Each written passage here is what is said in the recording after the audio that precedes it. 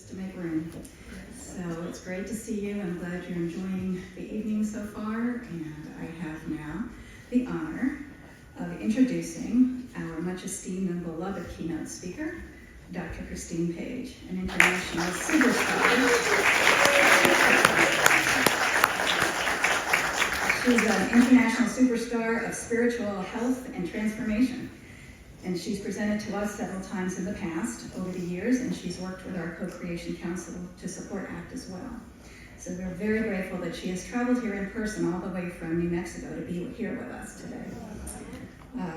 She has been an intuitive since birth, and she's a medical doctor, and she's been a pioneer in the field of holistic healthcare for the past 45 years, focusing on promoting ways to achieve spiritual health and wholeness. Using her psychic gifts, she enjoys communicating across dimensions, whether interacting with the souls of clients, spirit guides, or the nature kingdoms. As an international seminar leader and author of 10 books, her latest, The Magic of Mother Nature, offers practical ways to strengthen innate telepathic skills, which are essential for the creation of loving interactions with other light beings, whether within the nature kingdoms, inner earth, or our star families. Through such resonant relationships, joyful unity consciousness is achieved. And for those who may be interested in purchasing her books, she is going to be signing them. They are at the back table. They're $24, and she's accepting cash or credit cards, and she's going to be signing them after her presentation. So, thank you so much.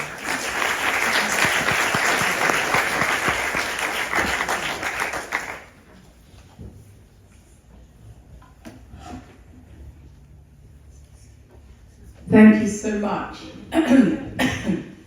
It's a pleasure to be here, and thank you for inviting me to this amazing event, this gala event, which I'll call a gala, an English gala.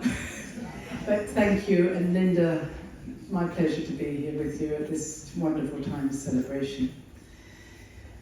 So, Carol has kind of introduced me. My intuitiveness has always been there. My medicine has always been there. But I think my message is around healing into wholeness. My whole focus has been on what does it mean to become whole? And the Incas say that this is the time where humans will become fully embodied divine beings here on earth now.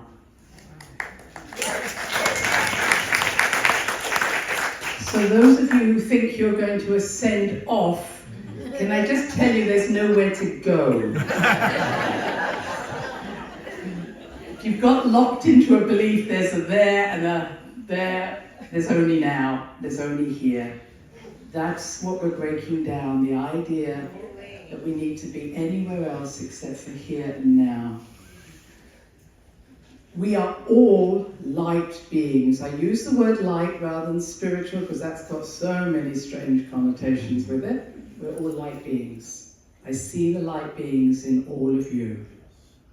Each of you have chosen to be here on earth in this very unique playground, which is a third dimensional place. When you're out of your physical body, you do not get the opportunities for soul growth as much as you do in your physical body. So again, please don't look to leave yet. Once you leave, you are then dependent on anybody down here to finish your work for you. So our job is that we have 7 generations back there waiting for us to do our work, and 7 generations forward waiting for us to do our work. No pressure on any of you, but don't waste it. So as a doctor, I have sat on many a deathbed and asked, what did you learn about yourself in this life? How has your consciousness grown? And what I have found, because I was brought up with the psychic world or spiritual world, whatever you want to call it, I feel this is lacking in spiritual teachings. You're not here to do something. You're here to know yourself. How do you know yourself better than you did yesterday? How have you grown because of your experiences? And a dear friend who was a medium, he said, I watch people come in on this level of consciousness and go out on exactly the same level of consciousness. Even though they may have meditated every day, read every book, but they have never gone inside and said, how am I growing? That self-reflection is everything. Make sense? Yeah. So, obviously, for the years I've been doing this, almost 50 years, people will tell me their experiences. Let me tell you about my family. Let me tell you about my mother, my father. Let me tell you. And I say, so what did you learn from that? No, let me tell you how bad it was and how awful and how I had to help them. Okay, I'm my hologram. You do not exist. I created you in order to know me. You understand that? There is nothing out there. I created you in my holographic image to know who I am. So this is why if you've got siblings and you ask your siblings about an event in your life and you say, what about that moment? And they go, I don't remember that moment.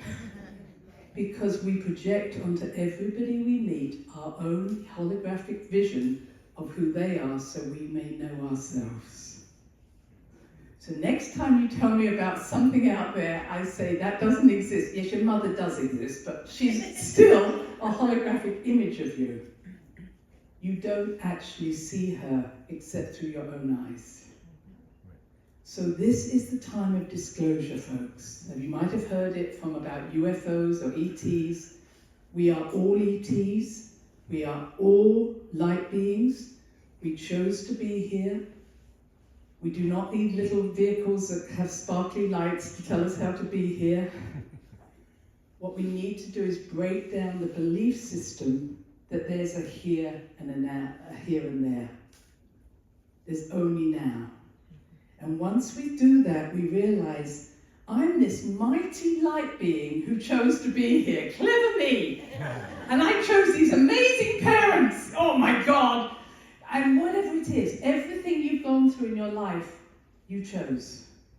Now, some of you made really weird choices.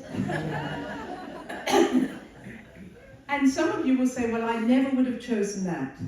But let me tell you, after my 50 years of working in this field, you might have said, I want to go and learn about love.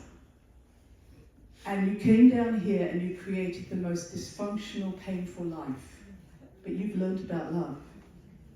You would never learn about love if you came down into a loving family. So every time you chose something, you chose, how is this going to change me? How's it going to make me grow? And many of you have done it through your families. What did I have in my childhood that I'm going to do differently with someone else? Right? That's the expression, your divine expression. How do I do something to the fullest of my experience? So everything out there, I have always spoken to trees and plants and rocks, clouds. Anybody who will listen, that's the Gemini in me. Hey, let's communicate. I thought everybody talked to everybody, everything. But they are all light beings, and this is where I want to, I'll come back to this, but each of us as a higher self, as a divine being, coming through many layers into my higher self created a soul. The soul is within me and outside me, I'm going to say, but let's just say my soul said, okay, what's the perfect personality for Christine to live her life? So we'd pick up those beliefs, that religion, that culture, or she can be born near London, or we're going to pick up all these different things, or these are the emotions, and then it creates this etheric body of which my physical body is attached to. And I can remember as a kid looking down going, oh, I'm doing woman this time. That's interesting. It's like, okay, let's do this thing. Everything you chose was perfect. Then once you came in with your earth suit, you have an earth suit exactly the same as the trees, the rocks. Those trees out there those light beings have chosen to be a tree because they wanted that experience. They wanted that experience because by being that tree, they could express the divine beauty, the divine idea through that. And I was taught that recently when I was in Japan, and there's a beautiful garden I like going to, but this particular time, it had irises there. And there's beautiful irises, and they were all different colours. And I said to one iris, "Wow, you're beautiful." And it said back to me, "Well, of course I am. This is what I came here to do. Was to be an iris, a blue iris." And it said to me, "Look at the other irises. They might be blue, but they're not me. I'm a unique blue iris." And it said to me, "And when I've stopped being a unique blue iris, I will drop my earth suit and I will go back to the quantum plenum." And it was like, why have we forgotten that as humans? We get so obsessed, excuse me, with being one thing.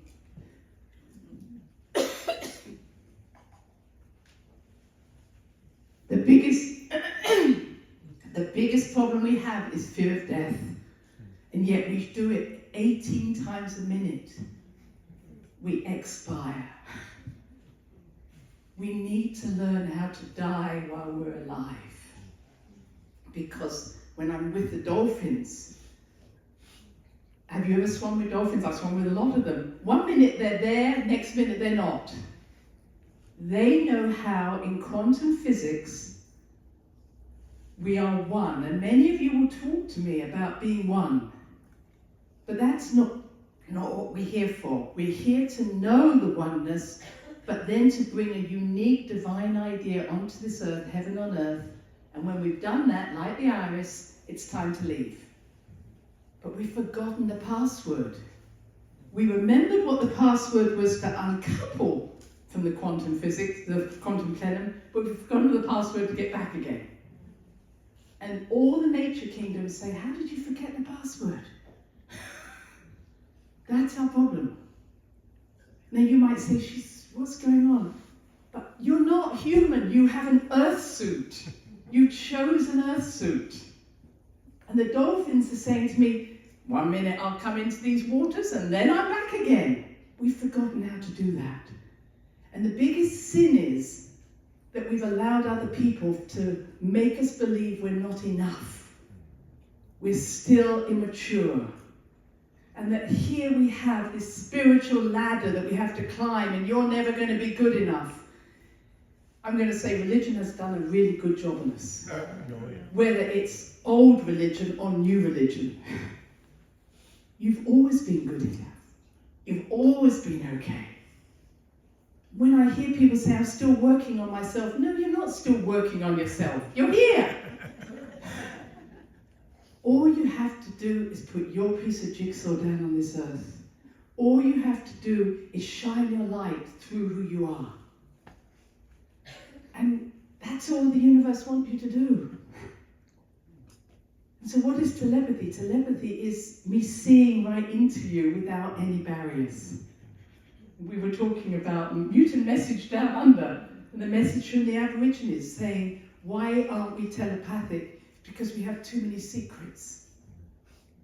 We have too many secrets, too much fear.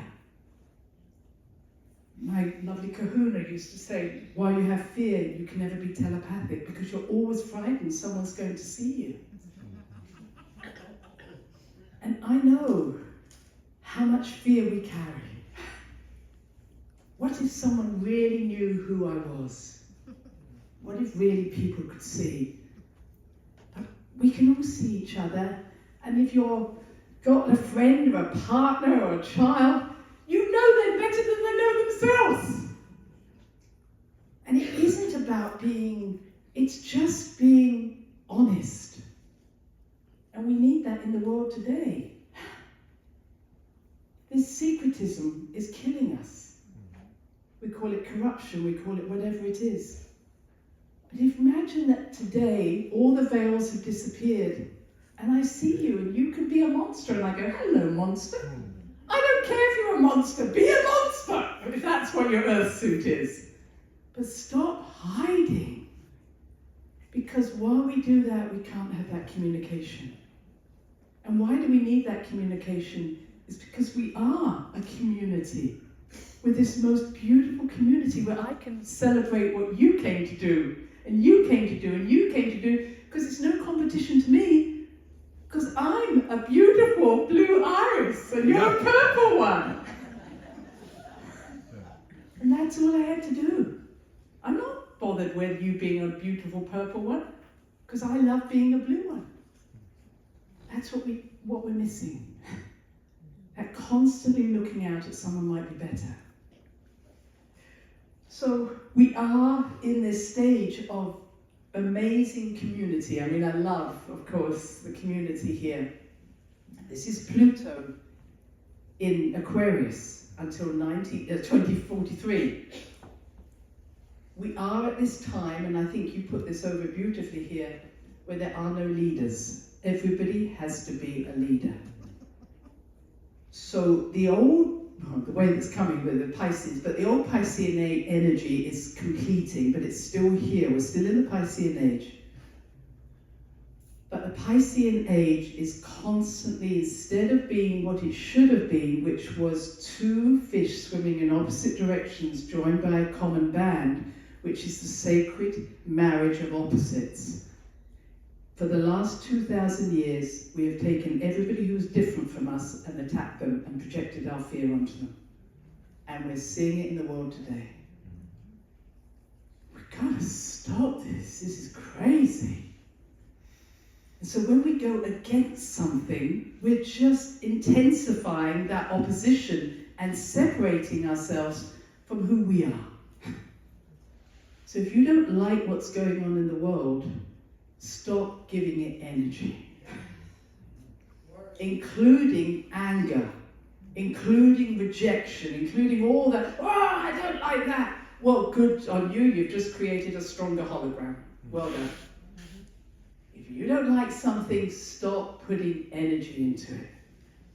Then step one step to a time and say, what do I wish to visualize in the future and become in the world I want? You can't change what is to go into something. You have to take the energy out, let it break down, and let something new form. Make sense? Yes. All right? Now, this is very much about resonance. So what is resonance? Let me come back. What did I come here to do? I came here to live my soul's destiny, carrying a divine idea like all of you. I'm going to say, I always have to say that this is what Bashar says, and I like what he says there. We are not going to fulfill our soul destiny all in one life. Okay? And we may not fulfill it always in this earth plane. Alright? So we've all come from many different dimensions, many different places. And our soul may carry that same destiny into other places. Same time, you have all chosen when you will die, give or take a few days or weeks. So it's so crazy that we think, I'm worried about dying. Hey, it's already set in stone, get on with living. Because you already know when you're going to leave. Because your soul has made that decision. What our issue is, how much can I do while I'm here? All right, how much of my soul can I express? So we choose, as I say, all those things, so my soul makes that choice, or my higher self makes that choice. And then, I like to see, I was trying to see if we had it, but we're like a beautiful round flower with many petals, and our soul is in the center. And all those petals represent my subpersonalities. And every time I shine my light through one of those petals that's closed, my light becomes stronger. And I express more of the divine into the world. The challenge is that we keep shining our damn light through the same damn petal over and over again.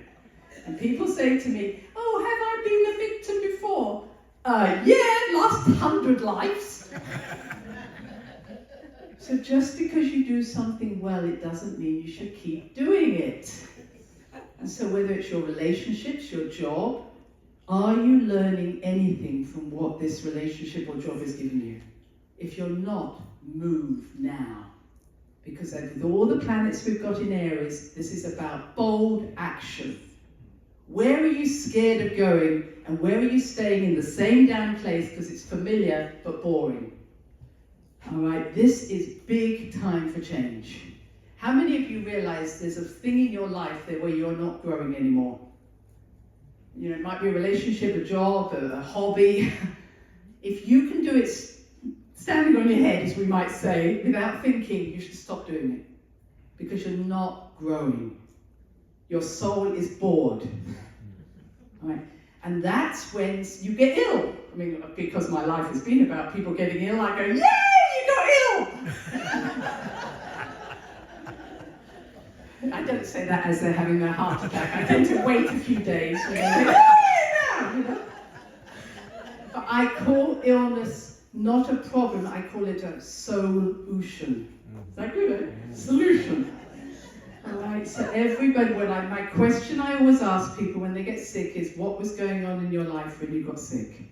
And they say, I know why I have cancer. I know I have heart attack. So illness is not to be fixed, it's an opportunity for change, big time. Not to get back on that same damn treadmill you've been on because you're bored with it. Yes? How many of you have changed because of illness in your life? Right? And how many of you need to change because of illness in your life? Right? Nothing is a mistake. You've done nothing wrong. It's like, thank you for giving me that opportunity. And it might come from losing a loved one. It might come from losing a job. You know, those people who always say, I hate my job, and then they lose it, they go, oh, I just lost the job, but you hated it. Yeah, but... or the partner. It's time to make big changes, all right? Now, you may know your petal is finished because you're bored, but resonance. So what I was saying is, we put the message out there. The way in which we meet ourselves may be by moving on into some new situation, or by meeting something that resonates with us. So here's my lovely statement, which if you have an emotional reaction to anything or anybody, you're meeting a part of yourself awaiting integration, okay? So there is nobody out there, but if you attract into your life someone you hate, you need to meet that in yourself. All right? So the way of doing it is asking yourself, where are the 3 words that I would describe that person? All right? So you might say they're whatever, big-headed, selfish, whatever it is. So I say, and where is that in you? Because that's the way to see it. There is nothing out there, folks. Nobody's irritating you except the mirror that is waiting to be met in you. Make sense? Yeah. When you own that part, I would like to say the holograph disappears. Well, it doesn't, but you know, but it changes. I wonder if you've ever had that moment in your life where when you own something, you never have that problem again. You know? So I'm saying is sometimes you're pushed and pushed and pushed to say, no, enough. Have you had that time where you might have just been a pleaser and let it all, yeah, that's fine. And one day you get out your sword of truth and you go, enough. And you never meet that sort of person again. Because you've opened that petal that was waiting to be opened. So do you understand? It's not just about mirroring, it's about what button is being pushed enough for you to say enough, or I'm changing. I'm not doing this anymore. Yes? All right. And I always think in the universe, you know, if you say, I want to change this, the universe, as I like to call the spirit world, sends you one person, then one person every hour, then every minute and every second.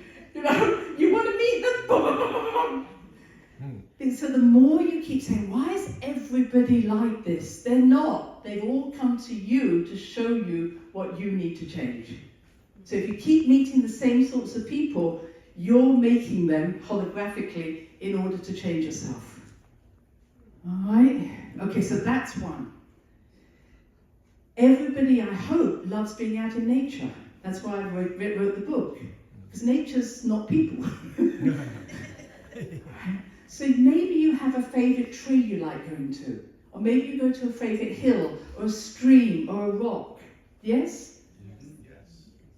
This is all frequency-based. So when you go to your favourite tree, or rock, or whatever it is, your left brain isn't getting involved, but your right brain is saying, I just love that songbird. I just love that hill. I just love that. And when you come away, the frequency in that is starting to work on one of your petals that's closed. And you're changing even though you didn't know it. Isn't that true? You know, you feel more relaxed, you feel more inspired. Maybe you take your journal out and you write something. So nature has all these wisdom keepers in it that will speak to you, but often in a way that you don't hear it left brain, you hear it in your heart, in your soul, in your song. And you say, I want more of that. And that's why nature is so important to us. Now am I at 8:30, just to check? 8:30? 10 minutes? Yeah, okay.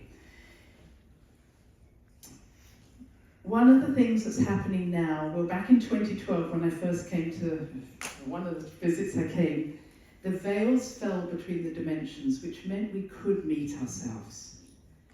Unfortunately, this has brought so much confusion to a lot of people because they didn't realize that when the veils weren't there, there was no difference between your reality and your dreams. So we have a lot of people who can't work out what reality is, what's going on in their heads, the collective unconscious. We're now moving into a place where there is this amazing current sheet, galactic current sheet, that comes around every 12,000 years. And our solar system is in this current sheet at this moment. So it is transforming all the planets and that are touching it, including our own. So if you're interested in astronomy, you may know that strange things are happening to Pluto, strange things are happening in Jupiter, strange things are happening. And it's happening here on Earth. And this is why we're seeing the slowing down of the magnetic field. So did you know the magnetic field's getting weaker? Which is why we're seeing the aurora lights. Have you been seeing them here? You know? Yeah.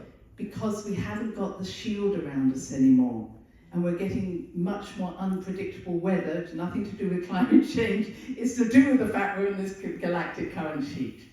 So everything is transforming. But the way it's doing it, it's almost like we're all on an out-breath with Gaia, and then we're breathing in new energy.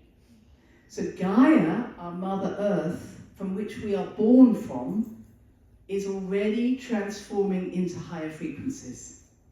So that's why I'm suggesting to everybody, you root yourself in her, because if you stay up here, you're going to get left behind. We are all born through the heart of Mother Earth. She is our mother. And again, I'll use a Bashar statement, is we are living as characters in one of her dreams. And if you don't like the dream you're living, change it.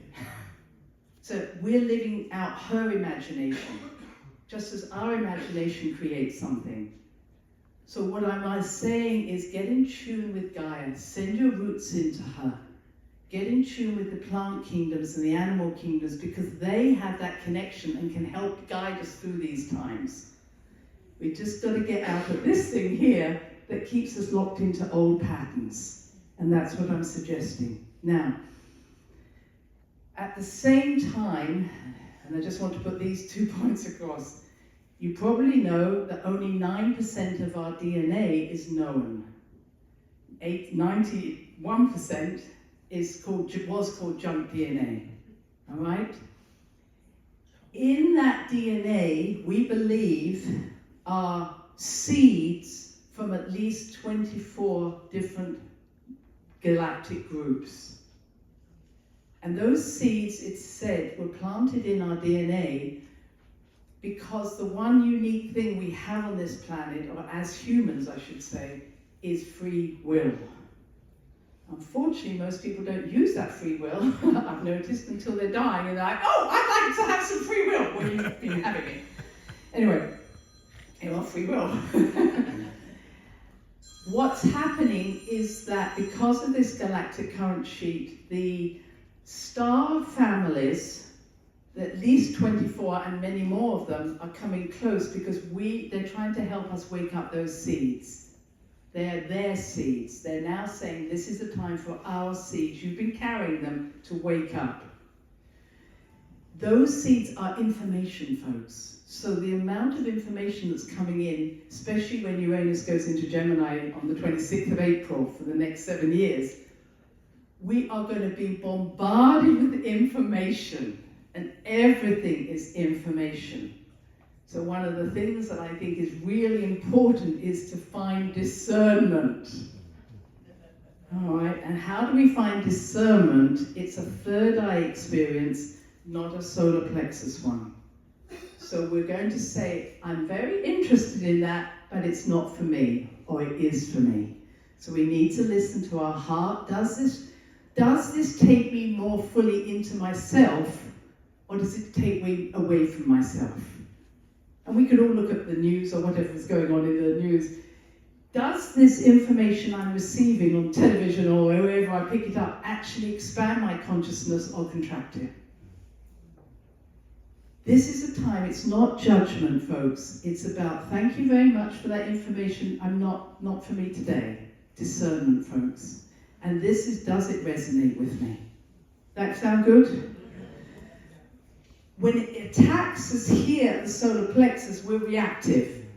And there's a lot of reactive energy going on at the moment with so much Aries energy. Don't react. Say, that's interesting. That's my favorite Gemini statement. That's interesting. Does this take me into a more expanded place within myself? And if it does, do whatever it is you want to do. Or does it get me distracted from where I need to be? All right. So our DNA is waking up, folks. And that doesn't mean it's all going to be peace and love. Things that are waking up in you may be a bit uncomfortable. Ooh, I've been part of an Orion war for all my life.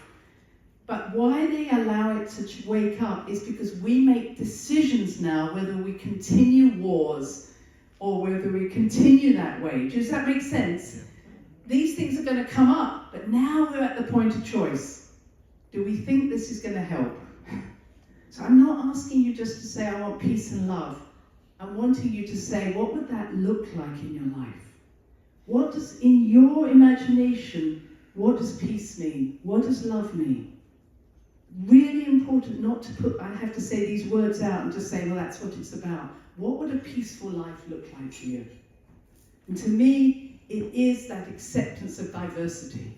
Unity through the acceptance of diversity, accepting everybody, but also making my own choices whether or not I choose to be with you in this moment or not. So the DNA is waking up, the starships are coming, but we are surrounded in this room with so many multidimensional beings, all right? So we don't need to have them coming in on a flashy light. And the thing that I think I'm really now fascinated by is the inner earth beings. All right, so as of way back in my past, I was a grid builder of this earth. And I remember putting the different layers into this earth plane where those beings who are closest to the center of the Gaia were the most evolved, right, most ethereal. I can't describe it better, but let me just tell you one story and then we're just going to do a very simple exercise to finish. I was in Cappadocia, which is in Turkey. It's a beautiful place where there's a deep inner city. And we know that people hid in these limestone cities when there was a war or anything was going on.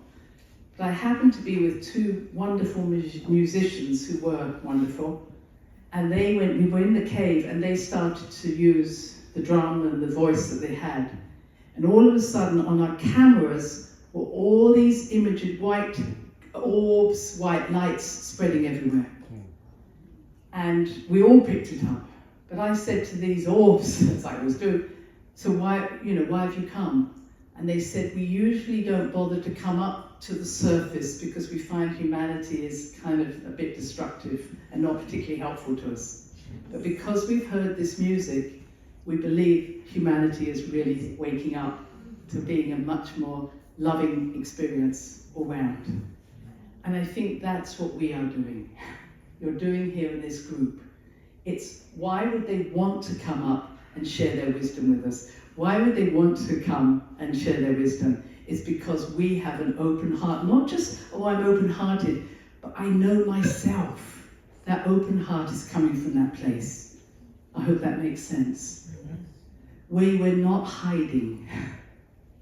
So be like the dolphins, be like the birds, be like the children.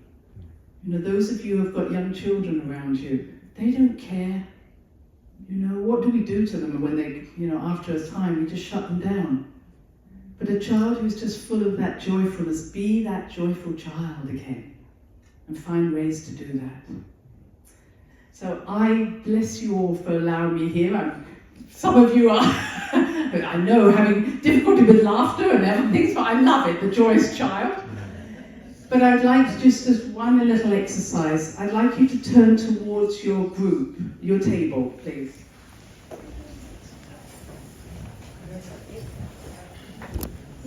And I don't mind if you face one person or you face the whole table.